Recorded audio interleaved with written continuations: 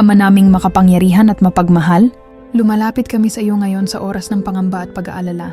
Ikaw ang aming kanlungan at kaligtasan, ang bato na hindi matitinag sa gitna ng lindol at unos. Panginoon, kami humihingi ng kapatawaran sa aming mga kasalanan na naging sanhi ng pagkasira ng kalikasan at kawalan ng pagkakaisa.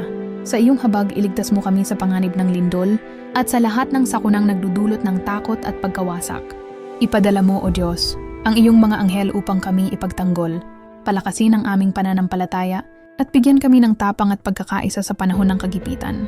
Pagpalain mo ang mga tagapagtanggol at tagapaglingkod sa aming pamayanan, ang mga doktor, bumbero, sundalo at mga voluntaryo.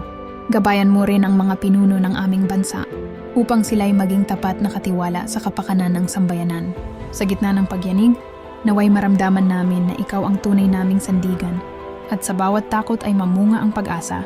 Ito'y hinihiling namin sa pamamagitan ni Hesukristo na aming Panginoon at Tagapagligtas. Amen.